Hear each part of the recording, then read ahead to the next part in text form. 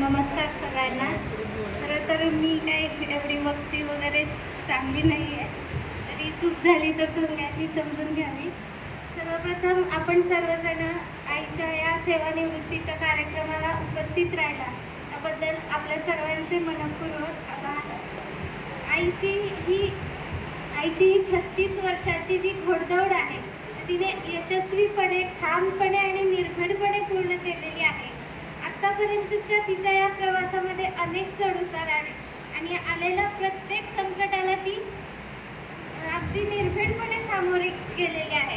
खरं तर आईविषयी काय सांगायचे, आईविषयी सांगताना माझ्यासाठी दिवस पण पूर्ण नाही, इतकं काही सांगण्यासारखं आहे, पण मी माझं मनोगत अगदी 2 मिनिटात उरकणार आहे। आज मी जी काही आहे ती तिच्यामुळेच आहे आणि माझ्या जडणघडणीत जे काही मुलाचा वाटा आहे तिचा आणि आमच्या सगळ्या कुटुंबाचा आहे।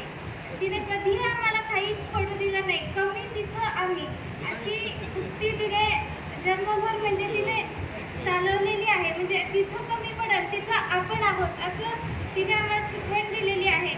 आईची गुणवैशिष्ट्ये सांगायची झाली तर एक संघर्षशील व्यक्तिमत्व, निर्भीड व वैचारिक शैलीचं व्यक्तिमत्व आणि आतापर्यंत नोकरी करत असताना तिने कुटुंबाची पण जबाबदारी अगदी सक्षमपणे पार पाडलेली आहे, यात काही शंका नाही आहे। जिल्हा परिषदची नोकरी करत असताना तिला आपल्यासारखे अनेक चांगले लाखोलाची आपल्यासारखी माणसं मिळाली।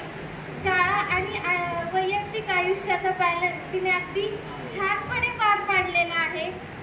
आता मी एवढंच म्हणते की सगळ्यांनी आईला सेवानिवृत्तीच्या शुभेच्छा देत आहे, पण ही निवृत्ती नाही आहे तर ही एक सेवापूर्ती आहे। म्हणजे तिची ही सेवा आतापर्यंतची पूर्ण झालेली आहे आणि निवृत्ती म्हणजे काय, एक नवीन जगण्याची आकृती असते आणि आयुष्य पुन्हा जगण्याची सुवर्ण संधी असते आणि तिचे ज्या काही स्वप्न पूर्ण राहिली आहेत ते इथून पुढे तिने पूर्ण करावी यासाठी मी तिला शुभेच्छा देते आणि सगळ्यांना मनापासून थँक्यू।